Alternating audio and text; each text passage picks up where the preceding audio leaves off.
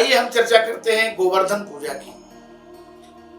यह विश्व विस्तृत पूजा है, पूरी दुनिया में गोवर्धन पूजा होती है और ब्रज में तो इसका बड़ा महत्व है। ब्रजवासी तो गिरिराज के ही सहारे रहते हैं और शास्त्रों में ऐसा वर्णन है कि जब तक गिरिराज रहेंगे तब तक यह पृथ्वी रहेगी। जब तक गिरिराज हैं तब तक पृथ्वी है और गिरिराज भगवान के स्वरूप में विराजमान है। इसी गिरिराज को कुछ लोग गोवर्धन भी कहते हैं। इनकी पूजा भगवान कृष्ण ने कराया। इनकी पूजा कार्तिक शुक्ल प्रतिपदा को होती है, इसीलिए इस पूजा को हम अन्नकूट भी कहते हैं। अन्न का कूट, कूट का मतलब है पहाड़।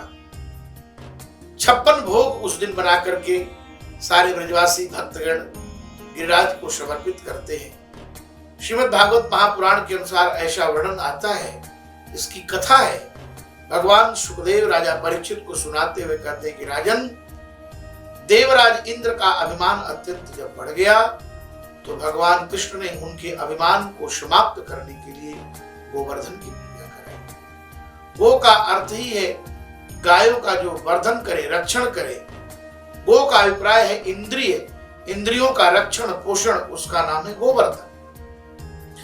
भगवान कृष्ण ने अपने पिता नंद से पूछा, पिताजी कथताम में पिता को यह संभ्रमो वा उपागतः, ऐसा कौन सा संभ्रम आ गया कि आप इतने व्यस्त मालूम पड़ रहे हैं? तो उनके पिता ने कहा, देखो बेटा, हमारी परंपरा से देवराज इंद्र की पूजा होते आई है और परंपरागत धर्म का त्याग नहीं करना चाहिए, तो हम देवराज इंद्र की पूजा करना चाहते हैं, क्योंकि पर्जन्यो भगवान इंद्र मेघास्तस्यात्म मूर्तयः, भगवान इंद्र के स्वरूप ही पर्जन्य है, उसी से वर्षा होती है और उसी वर्षा से घास पौधे जीवंत होते हैं और उसी से हमारे यहाँ गायों का पोषण और रक्षण होता है।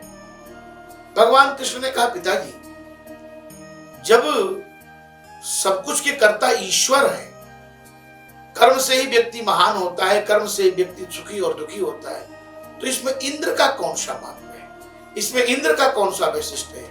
मुझे तो ऐसा समझ में नहीं आ रहा है। पिताजी ने पूछा, तब कहना क्या चाहते हो?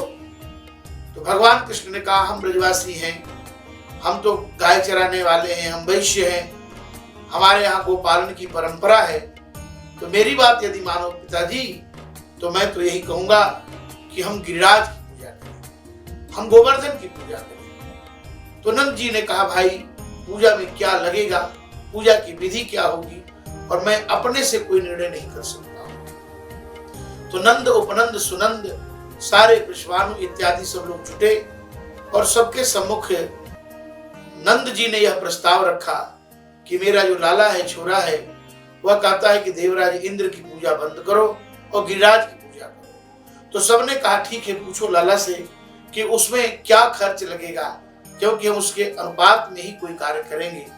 तो भगवान कृष्ण ने कहा, हमारे गिरिराज की पूजा में कोई खर्च नहीं है, केवल 7 शेर का प्रसाद और 7 बार परिक्रमा। गो विप्रानल पर्वता, गाय की पूजा, ब्राह्मण की पूजा, पर्वत की पूजा और अग्नि की पूजा, इन चारों की पूजा होगी। भगवान कृष्ण ने सभी ब्रजवासियों को गिरिराज की शरण में ले जा करके गिरिराज की पूजा कराई। गिरिराज के सामने इतना अन्न, इतना व्यंजन, इतना लेह्य, चोष्य, भोज्य और तमाम तरह के विविध व्यंजनों का परिवेशन उनके सम्मुख किया कि अन्न का पहाड़ लग गया, जिसको हम अन्नकूट भी कहते हैं। ब्रजवासियों ने गिरिराज को प्रणाम किया, कहा, कन्हैया तेरा भगवान कहाँ है, क्योंकि तो 7 कोश का गिरिराज है। तब भगवान कृष्ण ने अपना ही एक स्वरूप गिरिराज पर स्थापित कर दिया और सब प्रसाद पाने लगे।